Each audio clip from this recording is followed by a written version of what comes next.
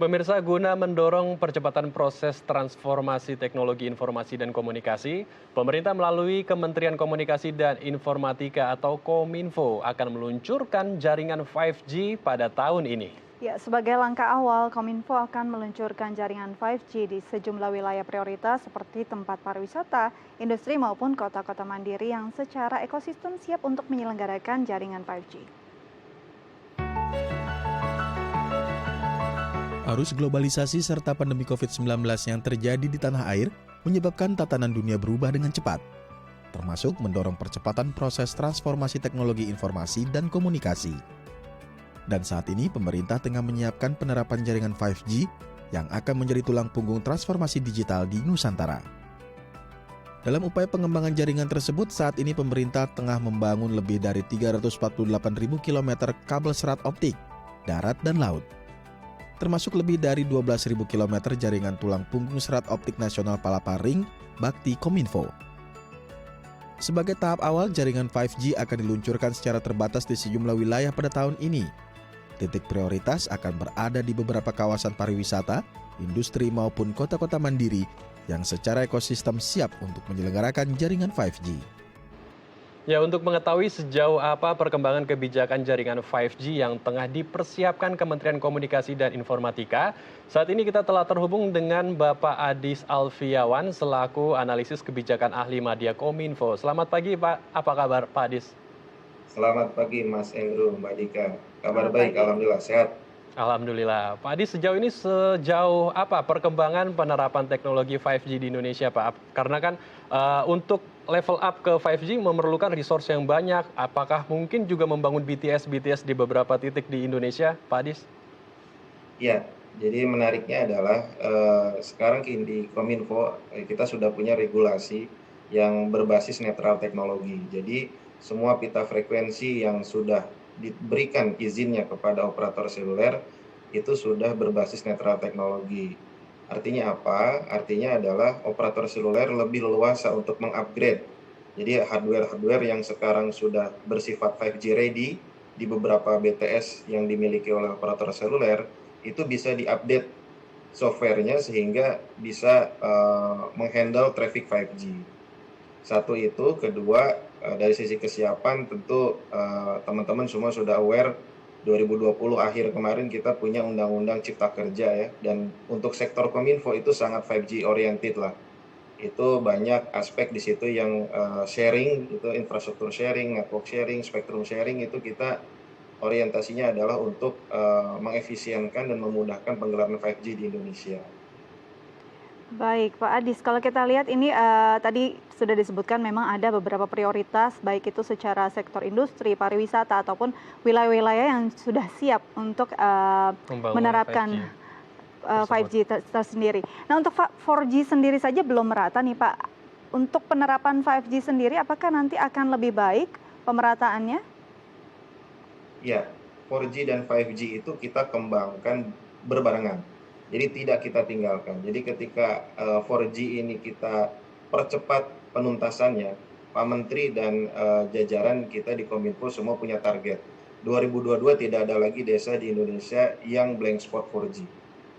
Jadi kita semua sudah kerja keras mulai dari mungkin memang triggernya dari pandemi ini 2020 dan kita semua sudah kerja keras sampai dengan 2020 akhir kemarin kita Fasiankes ya, fasilitas pelayanan kesehatan 3.000 sekian itu sudah terlayani internet.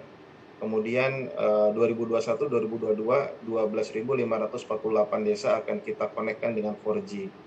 Artinya apa? Artinya kita walaupun mau melangkah ke era 5G, kita tidak melupakan 4G. Kita tetap mengakselerasi 4G karena 5G memang membutuhkan 4G baik itu dari sisi teknologi maupun dari sisi bisnis ya, demand-nya.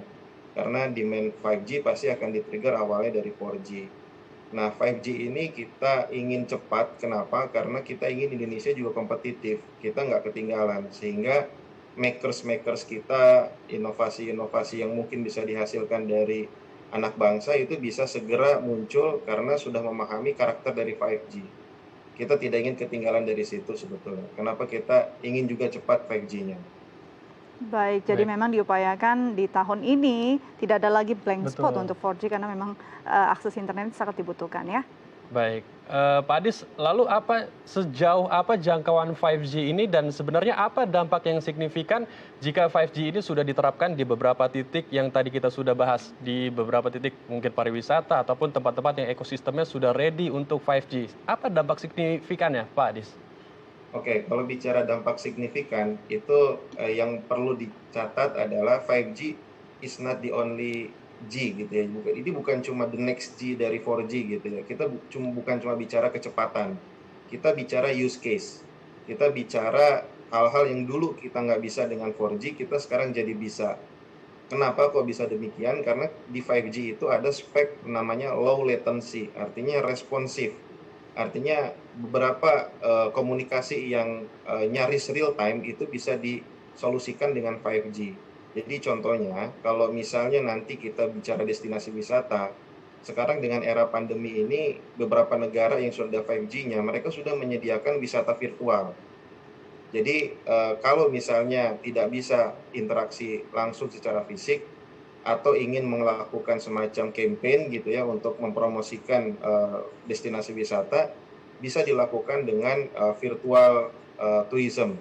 Dan itu bisa menggunakan VR misalnya atau AR gitu ya, dan itu membutuhkan respon yang cepat, latency, karena kalau tidak, kita manusia itu kecepatan respon otak kita akan lebih cepat daripada respon daripada teknologi. Itu malah tidak menimbulkan realisme yang sesungguhnya seperti kita berada di lokasi itu. Nah, 5G itu punya keunggulan di situ. 5G punya keunggulan bagaimana kita seolah-olah memang betul-betul berada di lokasi itu, berinteraksi dan bisa nyaris real time. Itu keunggulan yang tidak ada di 4G. Kemudian untuk jarak jangkauan, memang ini tergantung dari pita frekuensi yang digunakan. Seperti teman-teman ketahui, ada momen digitalisasi penyiaran ya, yang harus dituntaskan 2022.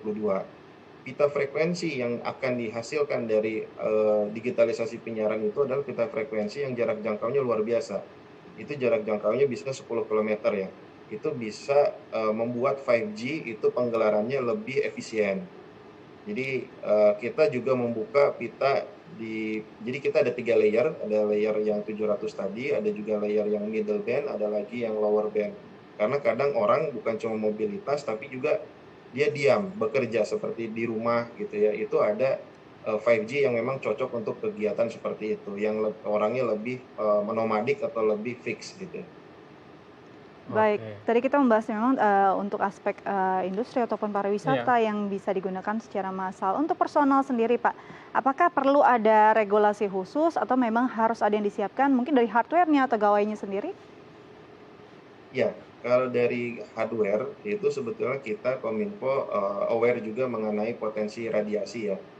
Jadi kita mengamankan manusia itu dari radiasi baik itu handphone maupun BTS-nya, itu dengan kita menyiapkan regulasi persyaratan teknis sehingga perangkat-perangkat yang akan masuk ke Indonesia akan kita uji, kita tes, ada referensinya, dan kita pastikan agar semua perangkat itu memang aman secara radiasi terhadap tubuh manusia. Untuk device itu sebetulnya sekarang sudah ada beberapa device yang ready di masyarakat ya.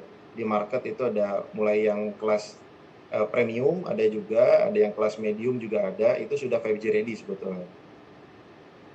Baik, jadi memang harus dipastikan aman juga untuk kesehatan Iya, masyarakat, apalagi betul. dengan teknologi yang tinggi pastinya ada Resiko impact yang resiko tinggi yang luar juga. biasa tinggi juga. Baik, Pak Adis, kalau kita berbicara mengenai 5G ini tentu jaringannya atau jangkauannya ini ratusan kali lebih cepat daripada yang 4G. Dan membangun itu juga pasti membutuhkan biaya yang tidak murah ya, harus banyak resource juga yang dibutuhkan untuk membangun jaringan 5G tersebut. Lalu pertanyaannya, untuk masyarakat luas yang saat ingin membeli kuota 5G, apakah terimbas juga harganya itu lebih ekspensif, lebih mahal daripada kuota yang 4G atau hanya kalangan tertentu saja yang bisa mengakses 5G ini, Pak Adis? Ya, sebetulnya ini fenomenanya mirip seperti waktu 4G hadir ya. Kalau kita ingat dulu 4G memang masih lebih mahal daripada 3G. Tapi seiring bergulirnya kompetisi di antara para operator seluler, itu yang akan kemudian menekan harga retailnya di sisi masyarakat. Dan kita di Undang-Undang Cipta Kerja juga ada instrumen dari pemerintah untuk menetapkan tarif batas atas dan tarif batas bawah. Jadi ini juga menjadi instrumen baru bagi pemerintah untuk mengendalikan di wilayah yang sifatnya mungkin rural gitu ya, itu jangan sampai masyarakat dirugikan dengan harga yang terlalu dominan karena ada suasana monopolistik di situ. Karena yang menyediakan jaringan tidak terlalu banyak.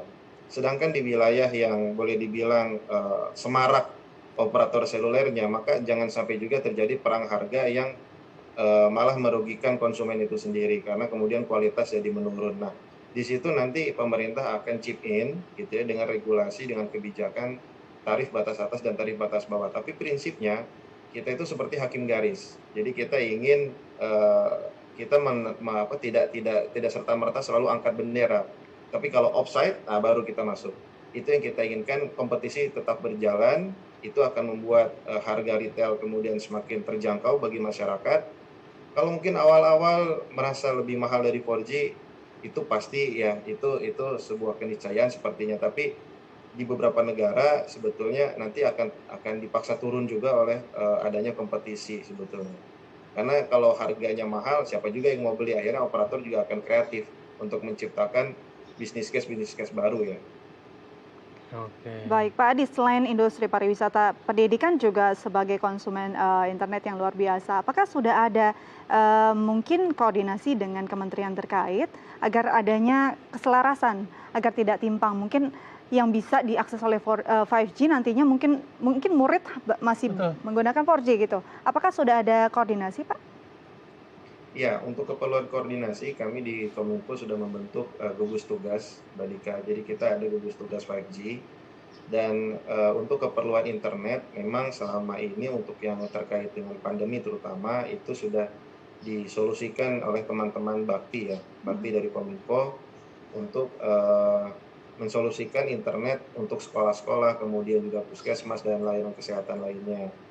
Kalau kaitan dengan 5G, memang mungkin tidak dalam waktu dekat langsung mereplace seperti 4G ya. Jadi untuk kebutuhan dasar akses internet, mayoritas masih akan mengandalkan 4G.